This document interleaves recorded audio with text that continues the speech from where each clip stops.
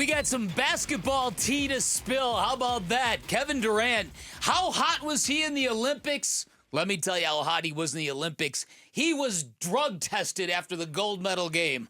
That's when you know you were doing something right. Yeah, exactly. Him and Steph Curry and Anthony. I don't know why Anthony Edwards was drug tested. He did all right. He did okay. I think whenever you have like a highlight play, you get drug tested. It seems like he had a couple windmill dunks, things like that. Yeah. The guy that should have drug tested was Tyrese Halliburton because he's the guy who knew he wasn't going to play. Do whatever you want on the bench there. Surprised we heard about it.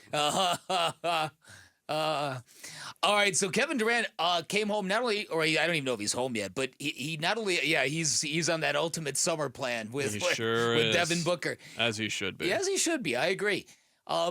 So Kevin Durant's won a gold medal. He's also been gifted a WWE Texas Longhorns championship belt, which I'm sure you've been all over. Oh, that was sweet. I loved that. And Kevin Durant loved it. You kidding me? A guy you watched on TV as a child handing you a championship belt custom made for you? That's rad. That is pretty rad. Pretty sick. And he gets to play it at Texas at his alma mater this year when the Suns play the Spurs. Mm-hmm. Moody Center, yep. So, what are his MVP odds for the upcoming season, Kellan Olson? They're slim. They're slim for sure, but he's still in the conversation at least. ESPN held just a panel, I guess they would call it. Their summer forecast panel is what they defined it as. Their group of NBA experts, including reporters, editors, and analysts. They just asked who will win NBA MVP and dished out some voting. Luka Doncic got 48% of the first place votes. He was first, but Kevin Durant got a vote. He's still in people's minds. Ja Morant got 2. Anthony Davis got 3. I'm not sure where that comes from. You've got Jason Tatum, Joel Embiid, Giannis, Anthony Edwards, Shea, Jokic, and then Doncic all the way up at the top. But Kevin is always going to be not at the core of every conversation, but he's going to be in the conversation. Like things like this, he is going to come up, and it's easy to forget and easy to like it was March or February, maybe the All-Star break when all NBA picks started coming out and things like that, and people were like, oh yeah, Devin Booker and Kevin Durant are on there for sure. And you were watching their year up close and how it was not affecting the team, but just how the team was playing around it. And you weren't really aligning with that sentiment, but then you looked at the statistical years that they were having and just the impact on a day-to-day basis, and it's easy to forget, like, oh yeah, Kevin Durant was still one of the 10 or 15 best players in the world last season, and Devin Booker was right there alongside him. He still holds that weight. He still is one of the best in the world, and he is still a guy that has to be brought up when things like this come up. Well, a couple interesting things about this to me. So once again, there's a lot of foreign-born stars who dominate the MVP odds. As usual. The fact that Kevin Durant got a vote or a point, if you will, and not Devin Booker, I think if people were maybe before the Olympics, if you were polling people, what Phoenix Suns player do you think has the best chance to get into the MVP conversation? Wouldn't you think it'd be Book? I was just going to ask you guys that. If you had to bet, who would you think is more likely to get MVP votes, Booker or Durant? With the way this team is set up, I would think Devin Booker, especially if he gets back to playing that level of defense that we saw him play in the Olympics, based on all the great kind of vibage he created there.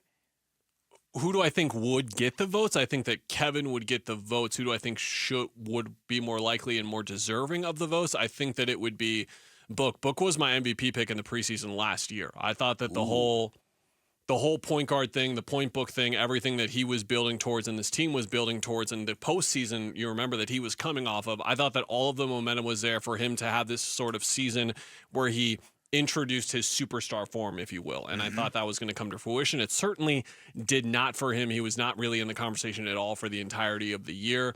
I would think about that game in Golden State where we saw him as point book close out that game, and I thought it was a preview of what was to come for him in that role. It didn't really get there. His role is now going to be changed. Everyone's role is now changed on the team. But I do think that the attention that Kevin brings and the statistical pedigree that he brings and just the resume that he brings on a year-to-year basis, if someone is going to get in that conversation more so, I think it's going to be him, especially with Tyus Jones' implementation. I don't think that Book is going to have the on-ball responsibilities that he could have last year that would have warranted the attention. All right, so I saw a rando on Twitter yesterday tweet out information that he received that Bradley Beal wasn't happy with how things have gone in Phoenix. He was not in any kind of communication with KD or Book while the two were in Paris. Eddie Johnson shot down the rando immediately. And I'm only bringing it up because you wrote a very interesting story on Bradley Beal. Thank you. And how last year went for him. How would you kind of assess, what do your instincts tell you about where this threesome is going? Well, I think that the Tyus Jones move, it was just not discussed at all, the impact that it had on Bradley Beal, and it was just confusing to me that it wasn't getting discussed more, so I just sort of wrote about that. And basically, the Suns came to Bradley Beal last year, and they're like, hey, Brad, be our point guard. And he was like, oh, okay. And now they're going to come to him this year and be like, hey, Brad, be our 3-and-D wing. Like, both of those things are not what Bradley Beal is. So Neither one, right? Yeah. You've got Bradley Beal and what he does best, but you are not looking to maximize him at all. And at that point, I was not in favor of getting a point guard for pretty much all of last year up until the trade deadline, because in my eyes and in my perception and how this thing was going to go is once you traded for Bradley Beal, you committed long-term and short-term to a backcourt of those two. Is it the most natural thing in the world? No. But when you made that move, I thought it was a decent little gambit, a decent little try with the trend and the way that the league is going. Point guard's not necessarily being an absolute must. You see floor initiators, the size of Luka Doncic, the size of James Harden. Like James Harden was a 2-guard 5 years ago. Now he's a point guard. That kind of thing happens all the time. So I saw where the Suns were going, but they punted on this with the Tyus Jones signing. They just said, like, no, this isn't working. We're going to get back a point guard. But when you made that move a year ago, you committed long-term to it no matter what. So now you are, I don't want to say casting aside Bradley Beal, but you are certainly moving him into a different role again and not doing what is best for him. Like, this is not what is best for him at all. And I know a lot of people listening are like, who cares? It should be about what is best for the team. Those two things have to meet in the middle sometimes in situations like this. And it does not seem like they are doing what is best for Bradley Beal. So if I was Bradley Beal, I would be frustrated. I would have been frustrated last year. I was doing everything I could to fit in and assimilate. You'll remember that he had that big game against the Lakers. There was a game in New Orleans where he guarded Zion. He was really effective in those minutes, and then he just kept getting hurt. I detailed that in the piece over and over again. But then we got to the midway point, and they're like, let's appease Brad and offer him to be the point guard. And then Brad is being less assertive because he's like, I'm the point guard. I'm going to get Kevin Durant and Devin Booker the ball. I'm going to stop shooting. And then the Suns are like, actually, we want you to keep shooting. And then Brad's like, well, why did you make me the point guard? That's not what he said, but that had to be what he was thinking in the process. And that balance is just too much for a guy in that kind of position where he basically played 4 different roles for them last year. You're not going to get the best out of him by doing that, and they're doing it again. You definitely see all 3 guards starting. Yeah. With Bradley Beal playing the wing position and guarding wings. And who else is going to do it? Yeah. Like, I don't know who else is supposed to do it. Is Devin Booker going to be guarding? Like, if you have Tyus Jones guarding Ja Morant, guarding De'Aaron Fox, guarding Jamal Murray, guarding Shai Gilgeous-Alexander, the list goes on and on of the guys you deal with in the Western Conference, guarding James Harden, he's 6'1". He's listed at 6'1". Like, you're going to have someone with size guarding those guys, and your best shot is Beal or Booker doing it. I think that Book will do some of it as well.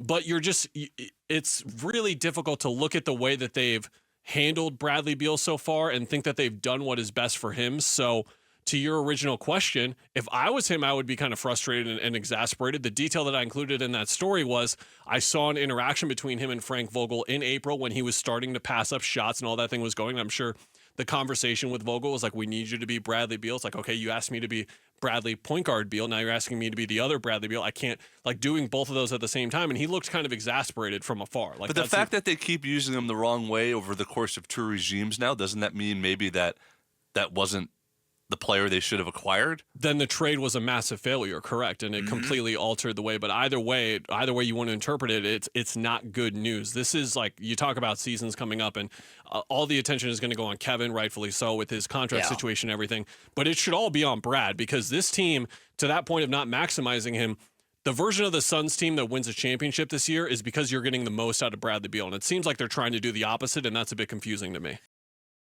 Thanks for watching Bickley and Marotta. Click to see the latest Bickley Blast and hit the button in the middle to subscribe to Arizona Sports.